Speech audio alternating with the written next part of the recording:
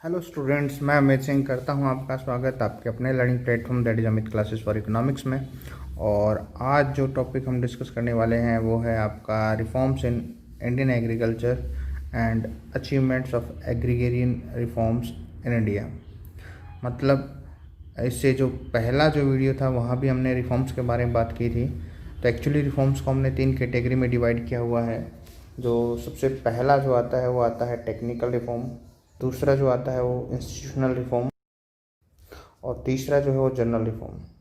हम technical reforms के बारे में डिस्कस कर चुके हैं प्रीवियस वीडियो के अंदर। अभी जो हमारा जो टॉपिक है वो है एक तो इंस्टीट्यूशनल रिफॉर्म, जिसको हम लैंड रिफॉर्म भी बोलते हैं, उसको स्टडी करना, और प्लस जो है जनरल रिफॉर्म्स कौन से थे उनको स्टडी करना, और साथ में हम डिस्कस करेंगे अबाउट द अचीवमेंट्स। ठीक है जी। तो जो भी रिफॉर्म्स हमने एग्रीकल्चर सेक्टर में इंट्रोड्यूस किए हैं उसका फ़ायदा हमें क्या मिला। तो आइए स्टार्ट करते हैं वन बाय वन। तो जो सबसे पहला हमारे पास आता है कॉन्सेप्ट वो आता है लैंड रिफॉर्म्स के। लैंड में जो है क्या रिफॉर्म्स किए थे। तो सबसे पहला जो रिफॉर्म किया वो था एबॉलिशन ऑफ इंटरमीडियरीज।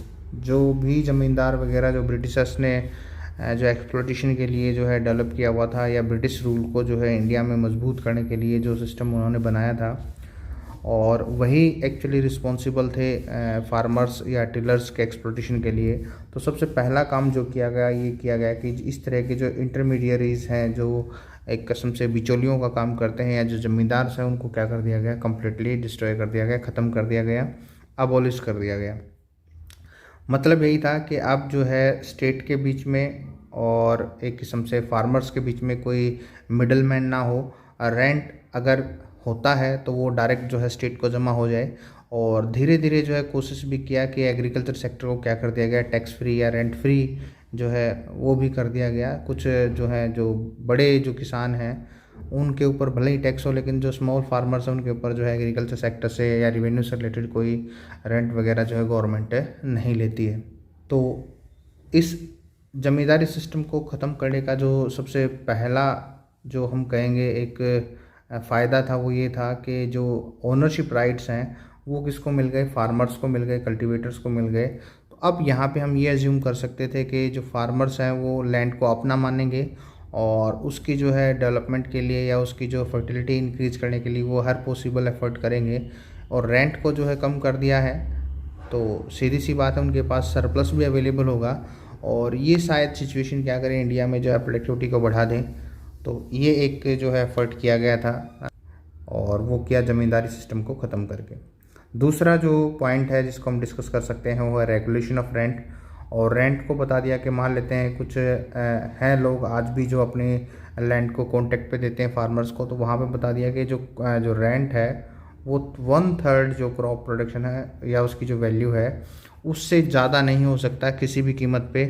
तो अगर इससे ज़्यादा जो है रेंट लिया जाता है तो वो एक किस्म से इलीगल माना जाएगा। तो इससे जो एफ़र्ट्स जो हैं वो यही किए कि फार्मर्स के पास जो है ज़्यादा अमाउंट जो है सरप्लस की हो, और उसका लिविंग जो है वो थोड़ा सा क्या हो, इम्प्रूव हो, ताकि वो आगे जो है एग्रीकल्चर में जो है री इन्वेस्टमेंट कर पाए, और एग्रीकल्चर जो है एक प्रॉफिटेबल बिजनेस वेंचर में कन्वर्ट हो जाए। तो ये एफर्ट था।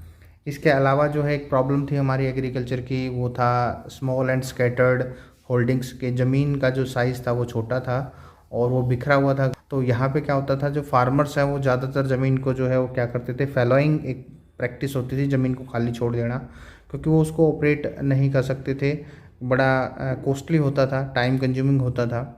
तो ये कोशिश किया गया कंसोलिडेटिंग होल्डिंग्स के अंदर जो है रिफॉर्म्स यूज़ किया था इंडियन गवर्नमेंट ने, कि जो किसानों की जो बिखरी हुई ज़मीन है उनको क्या कर दिया जाएगा, एक जगह इकट्ठा कर दिया जाएगा, और इसको क्या करेंगे, म्यूचुअली क्या कर दिया जाएगा, फार्मर्स के बीच में जो लैंड को क्या कर दिया जाएगा, एक्सचेंज कर दिया जाएगा, और फिर उसी के अकॉर्डिंग जो है उसके ओनरशिप के पेपर्स वगैरह क्या कर दिए जाएंगे, तैयार कर दिए जाएंगे।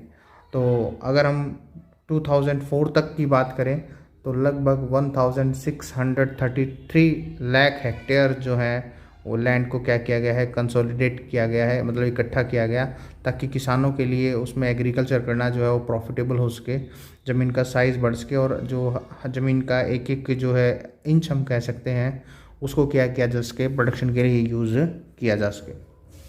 नेक्स्ट अगर हम बात करते हैं तो वो है सीलिंग ऑन लैंड होल्डिंग्स। कि भाई जो ज़मीन का साइज़ है उसकी एक मैक्सिमम लिमिट फिक्स कर दी। इसका मकसद ये था कि जो इंडिया में जो फार्मर्स हैं सबको जो है एक एग्रीकल्चर के लिए जो है एक ज़मीन का टुकड़ा अवेलेबल हो, ताकि वो अपनी लिविंग्स को चला पाएँ। ये ना हो कि कुछ लोग जो पैसे वाले हैं वो ज़्यादातर ज़मीन को क्या कर लें, अपने कब्जे में लेके बैठ जाएँ, टेक ओवर कर लें, और फिर फार्मर्स के पास सिवाय रेंट पे लेने पे या कॉन्ट्रैक्ट पे जो ज़मीन लेने के अलावा उनके पास कोई ऑप्शन ना हो। तो इस तरीके से जो है एक प्रयास किया गया। हालांकि ये अभी जो है सक्सेसफुल नहीं हुआ, लेकिन फिर भी जो है इसके अंदर जो है जो बड़े ज़मींदार थे उनसे जो है सरप्लस लैंड है वो लिया गया, और जो फार्मर्स थे उनको क्या कर दिया गया, डिस्ट्रीब्यूट कर दिया गया, जो लैंडलेस थे, जिनके पास ज़मीन नहीं थी।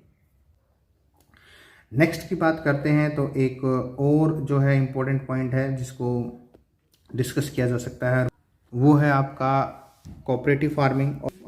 जो कोऑपरेटिव फार्मिंग है उसको आप एक इस तरीके से समझें कि जैसे मान लेते हैं किसान है और उसके पास जो है 2 एकड़ ज़मीन है, और अब वो क्या करता है, इन 2 एकड़ में क्या करता है, फार्मिंग का काम करता है। तो उसको क्या करना पड़ेगा, जो सभी इनपुट्स हैं वो उसको परचेज करनी पड़ेंगी, प्लस जो हम कहेंगे जो कैपिटल गुड्स है वो उसको परचेज करनी पड़ेगी। जैसे लाइक हम बात कर लेते हैं ट्रैक्टर की, तो किसान के पास ट्रैक्टर भी होगा, एक किस्म से हैरोज होंगी, कल्टीवेटर्स होंगे, मतलब हर तरीके के जो टूल हैं वो उसको क्या करने पड़ेंगे, परचेज करने पड़ेंगे। और ऐसे टूल्स को अगर मार्केट से परचेज किया जाए तो 50 से 70 लाख रुपए जो है आपके खर्च हो जाएंगे, अगर आपको हर जो है मॉडर्न जो इनपुट है वो अगर आपको यूज़ करनी है। तो अब एक फार्मर है, उसके पास सिर्फ 2 एकड़ ज़मीन है और 50 से 60 लाख रुपए के जो है इक्विपमेंट आएंगे जिनको यूज़ करके वो एग्रीकल्चर करेगा। तो ये एक किस्म से इम्पॉसिबल सी बात थी कि वो नहीं कर सकता। अब अगर उसने प्रोडक्शन कर दिया तो उसको स्टोर हाउस जो है वो बिल्ड करने हैं, तो स्टोर हाउस वो कैसे करेगा, उसके पास जब इनकम ही नहीं है। तो इसको ऐसे किया जा सकता है कि जब एक ट्रैक्टर की हम बात करते हैं तो एक ट्रैक्टर से जो है मान लेते हैं 2 एकड़ नहीं, वो शायद हो सकता है 2000 एकड़ को जोत दे। तो यहाँ पे ये काम किया जा सकता है कि भाई एक ट्रैक्टर मान लेते हैं जी, ये 50 लाख हमने अज्यूम कर लिया कि 50 लाख में क्या आ जाएंगे, सभी इक्विपमेंट आ जाएंगे।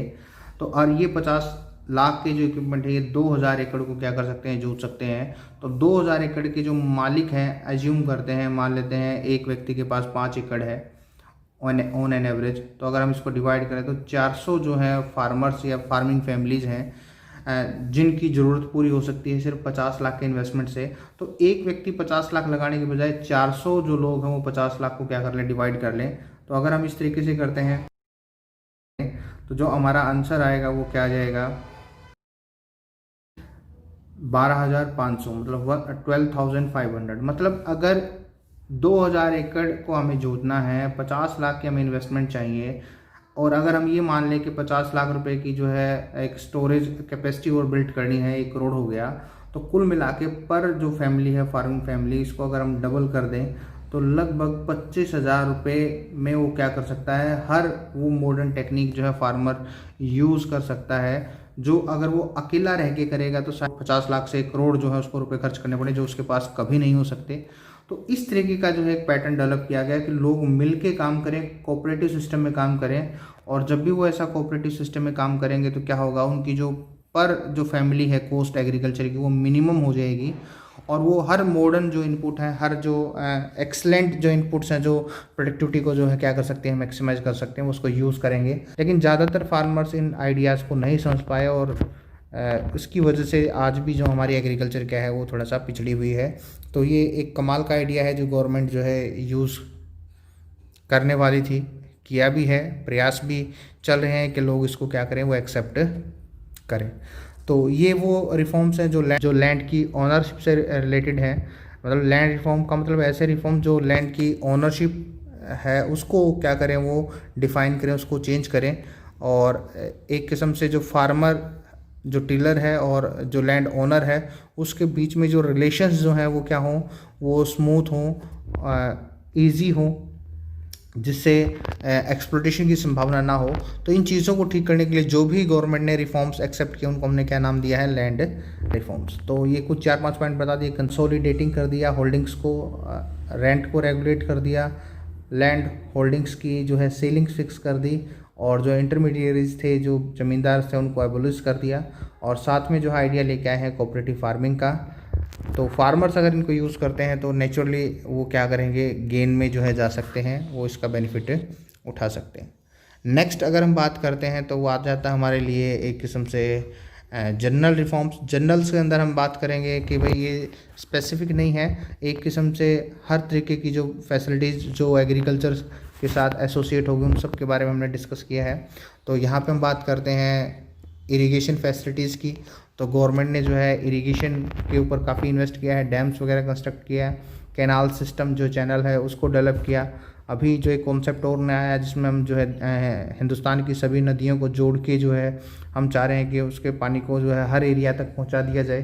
तो ये एक आइडिया चला हुआ है और इसका फ़ायदा ये रहा कि 1951 में जहाँ हम 17% जो हमारा लैंड था उसको हम इरीगेट कर पा रहे थे, अब जो हम 45% जो लैंड है वो हम क्या कर चुके हैं, कल्टीवेशन के अंदर लेके आ चुके हैं और ये इरीगेशन जो है कवर्ड है, यहाँ पे इरिगेशन की फैसिलिटीज़ अवेलेबल है। मतलब अभी भी 55 बचा हुआ है, इसको जो है हम और जो है कर सकते हैं और उसके लिए हमें जो है कोऑपरेटिव फार्मिंग और जो ड्रिप इरिगेशन सिस्टम जो है इस तरह की जो है टेक्निक यूज़ करेंगे तो ऐसा भी पॉसिबल होगा। नियर फ्यूचर जो है ये जो है 100% लैंड हमारा जो है क्या सकता है अंडर इरिगेशन आ सकता है।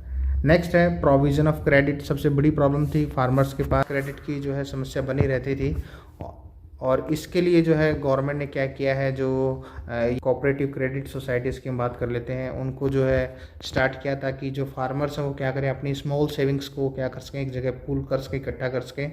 और अगर वो उसको इकट्ठा बैंक में करते हैं तो फिर बैंकों में क्या होता है कि जो सेविंग है उनको एज ए कोलेटरल यूज़ करके काफ़ी बड़ी अमाउंट में उनको क्या किया जा सकता है, पैसा दिया जा सकता है उधार, as a loan, as a credit. और इस कंडीशन पे क्या होगा कि फार्मर्स के पास जो है फाइनेंस की जो है फैसिलिटी अवेलेबल होगी। रीजनल रूरल बैंक ओपन किए हैं, लैंड डेवलपमेंट बैंक जो है ओपन किए हैं और जो प्राइमरी एग्रीकल्चर क्रेडिट सोसाइटीज़ बात करें तो 94,000 से ज़्यादा जो है इस तरह की सोसाइटी बनाई है जहाँ पे लोग मिल के क्या करेंगे, सेविंग करेंगे और अब फाइनेंस की जो है रिक्वायरमेंट को क्या करेंगे, वो पूरा करेंगे। इसके अलावा जो है मेरे ख्याल से 20 से ज़्यादा जो है कॉमर्शियल बैंक्स जो हैं वो उनको जो है दिया गया है काम कि वो फार्मिंग के सेक्टर में जो है क्रेडिट अवेलेबल करवाए। और अभी जो है इन बैंकों को जो है मर्ज किया जा रहा है, वो हम बाद में देखेंगे। अभी सिर्फ ये देखेंगे कॉमर्शियल बैंक्स को भी हमने क्या दिया है, रिस्पॉन्सिबिलिटी दी है और इसका रिज़ल्ट ये आया है कि जो 72% जो है जो क्रेडिट दिया जाता है वो बैंकों के थ्रू दिया जाता है, क्योंकि गवर्नमेंट ने जो है कुछ इस तरह की जो है फैसिलिटी डेवलप की। तो किस किस को दिया है आप ये याद रख दें, पूछा जाता है। जो कोऑपरेटिव एग्रीकल्चर सोसाइटी हैं, प्राइमरी हम बात कर लेते हैं, रूरल डेवलपमेंट बैंक की बात कर लेते हैं, रूरल रीजनल बैंक की बात कर लेते हैं और जो कॉमर्शियल बैंक्स हैं उनको ये काम दिया है कि वो क्या करेंगे, फार्मिंग सेक्टर के अंदर क्रेडिट फैसिलिटीज़ अवेलेबल करवाएंगे। इसके साथ साथ इस चीज़ को मॉनिटर करने के लिए एक और काम किया है।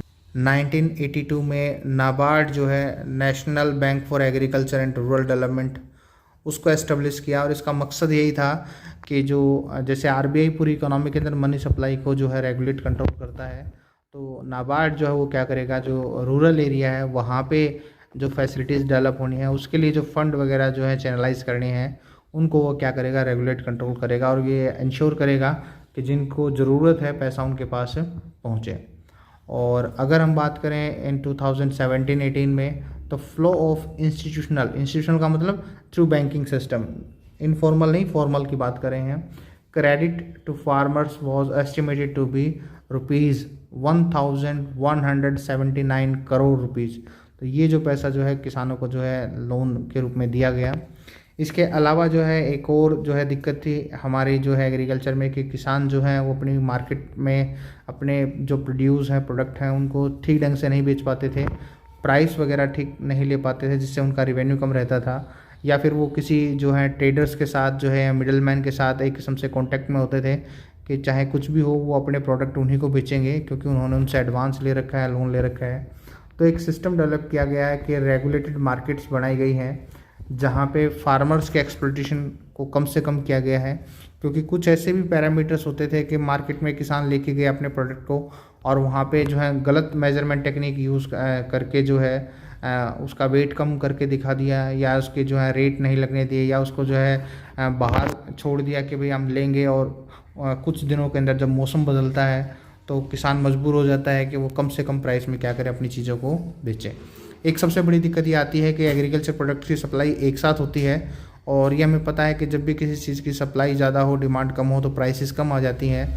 तो गवर्नमेंट ने कुछ ऐसा प्रयास किया है कि जिससे किसान जो है वो एकदम जो है मार्केट में ना जाए, वो अपने लिए स्टोरेज कैपेसिटी बिल्ड करे। और इसके लिए गवर्नमेंट ने खुद के अपने जो हैं कुछ कॉरपोरेशंस बना रखे हैं जहाँ पे अनाज वगैरह को या जो वेजिटेबल्स हैं उनको स्टोर किया जा सकता है, और जब भी मार्केट में लिक्विडिटी प्राइस हो वहाँ पे किसान क्या कर सकता है, उसको बेच सकता है।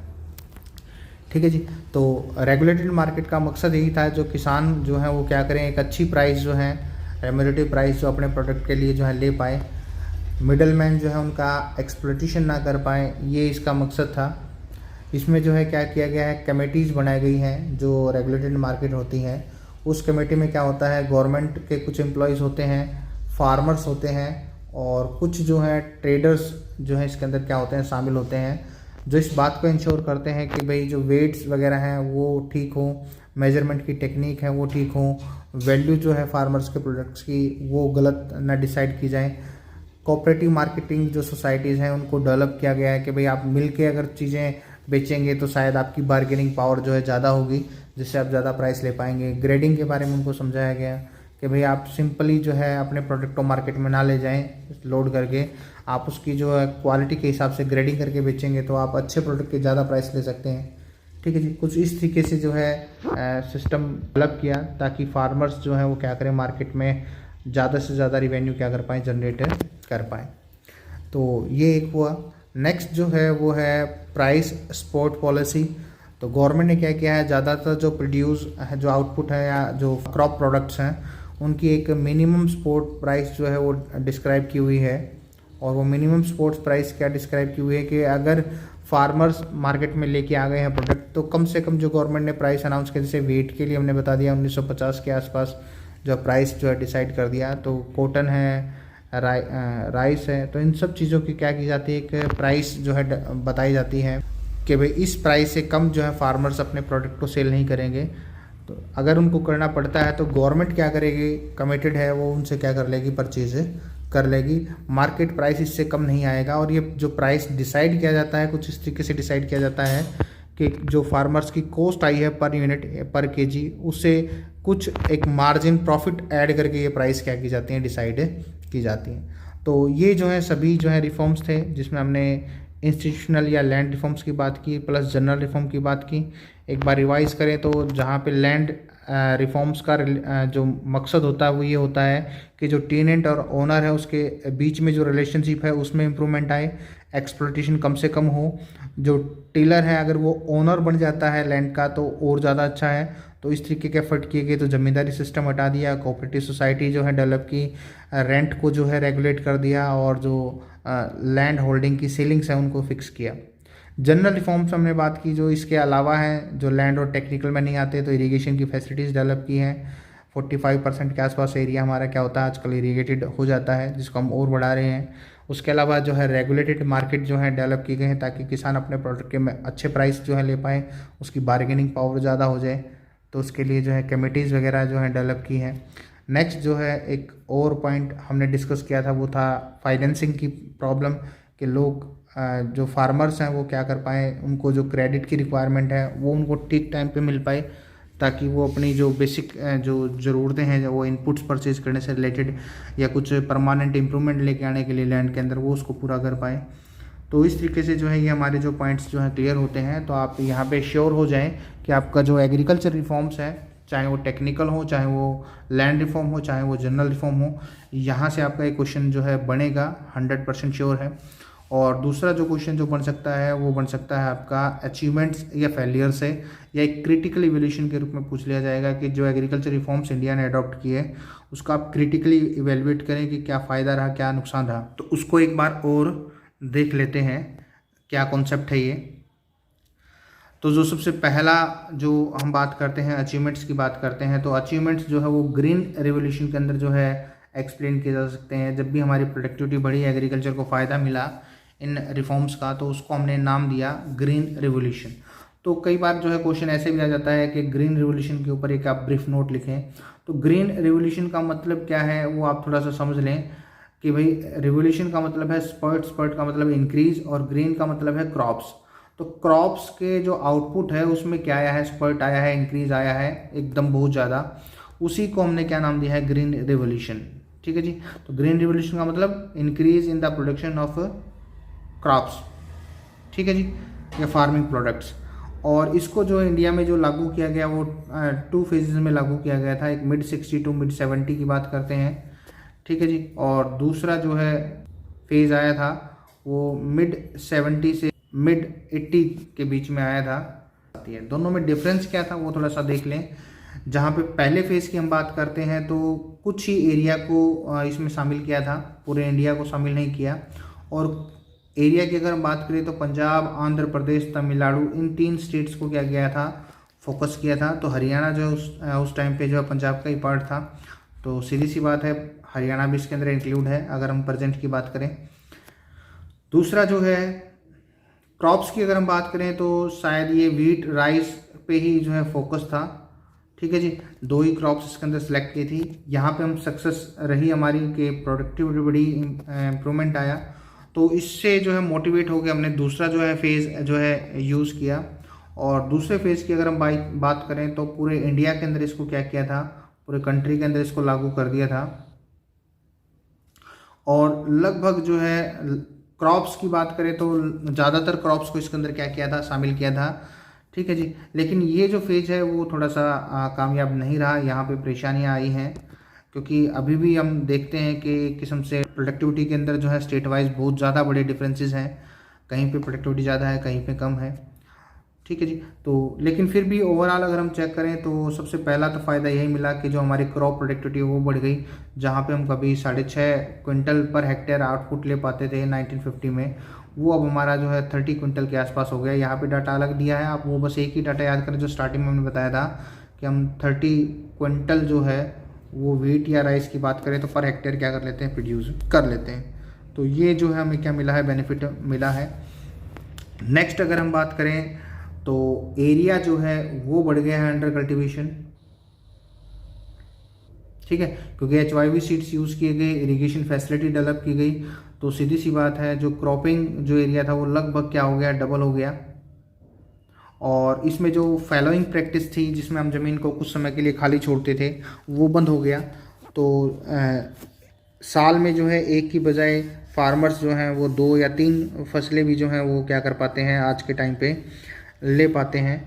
तो अभी जो हम ये कहें कि जो हमारा जो ग्रोस एरिया अगर हम बात करें वो 13 करोड़ हेक्टेयर था, अब जो है ये कितना 19 करोड़ हेक्टेयर जो है हो चुका है जो हम अंडर कल्टीवेशन लेके आते हैं, ठीक है जी। तो ये एक फ़ायदा मिला। तो पहला प्रोडक्टिविटी बढ़ी, दूसरा हमारा क्या बढ़ गया, जो एरिया अंडर कल्टीवेशन है उसको भी हम बढ़ा पाए। अब एक साल में एक से ज़्यादा जो है क्रॉप्स क्या की जा सकती हैं, प्रोड्यूस की जा सकती हैं। उसके अलावा जो है फार्मर्स का जो है आउटलुक चेंज हुआ है। सब्सिस्टेंस की बजाय अब वो कॉमर्शियल फार्मिंग करने लगे हैं, मतलब मार्केट को देख के जो है चीज़ें प्रोड्यूस करने लगे हैं। मार्केट में जो रेट के हिसाब से वो क्या करने लगे हैं, काम करने लगे हैं और जनरेट करने लगे हैं मार्केटेबल सरप्लस, जिसको मार्केट में बेचा जाता है, रिवेन्यू अर्न किया जाता है, ठीक है जी। अब वो बेसिक नीड्स पे फोकस नहीं करते। उसके अलावा जो है एक और आया है कि फार्मर्स के आउटलुक के साथ साथ वो कुछ इस तरीके से सोचने लगे हैं कि मॉडर्न जो इनपुट्स हैं उसको वो एक्सेप्ट करने लगे हैं और एग्रीकल्चर को एक कॉमर्शियल वेंचर जो है मानने लगे हैं कुछ फार्मर्स, कि भाई यहाँ भी जो है पैसा कमाया जा सकता है। और ऐसे आप यूट्यूब पे अगर आप चेक करेंगे तो आपको हज़ारों फार्मर्स मिल जाएंगे जो ये दावा कर देते हैं कि 1 एकड़ में या 2 एकड़ में उन्होंने 30 लाख रुपए कमा लिए हैं, 40 लाख रुपए कमा लिए, और वो आपको अपनी टेक्निक्स भी जो है क्या करेंगे, शेयर करेंगे। और रियलिटी में ये ऐसा है भी कि एग्रीकल्चर को अगर ठीक ढंग से यूज़ किया जाए तो ये एक अच्छा जो है बिज़नेस जो है वो बन सकता है। लोगों ने इसको बनाया भी है। नेक्स्ट अगर हम अचीवमेंट की बात करें तो वो है सेल्फ सफिशिएंसी। ये कमाल का काम हमने किया है। और आज अगर हम बात करें तो फूड ग्रेन के मामले में हम क्या हो चुके हैं, सेल्फ सफिशिएंट हो चुके हैं। आज हम किसी देश पर डिपेंड नहीं है। जो 1965 में जो पाकिस्तान के साथ जो है वॉर हुआ था तो उस टाइम पे यूएसए ने ब्लैकमेल किया था हमें, लेकिन दोबारा जब हमने जो है न्यूक्लियर टेस्ट किया तो उस टाइम पे फिर एक रिस्ट्रिक्शन लगाई थी, लेकिन अब की बार यूएसए में ब्लैकमेल नहीं कर पाया। तो वजह यही थी कि we are self sufficient in terms of food grain, क्योंकि अब हम देशों पर डिपेंडेंट नहीं थे और अपने डिसीजन हम खुद ले पाए। सेम जो है अभी प्रेजेंट में आप देखेंगे चाइना के साथ कुछ इश्यूज़ हैं और उसमें जो है इंडियन गवर्नमेंट जो स्ट्रिक्ट होती जा रही है, तो उसके पीछे भी वजह यही है कि इंडिया जो है वो ज़्यादातर चीज़ों में जो है सेल्फ सफिशिएंट है प्रोडक्शन के मामले में, ख़ास तौर से एग्रीकल्चर की बात करें तो हमें दूसरों देशों पर डिपेंड होने की जरूरत नहीं। इसी वजह से हमारी जो पावर है डिसीजन मेकिंग की वो थोड़ा सा बढ़ जाती है। तो ये जो है आपका टोटल वीडियो था जिसमें हमने आज के जो टॉपिक्स जो हैं वो डिस्कस किए, अचीवमेंट्स की बात की, प्लस हमने बात की है रिफॉर्म्स की जो जनरल रिफॉर्म थे और लैंड रिफॉर्म से। तो आज का वीडियो यहीं तक, थैंक यू।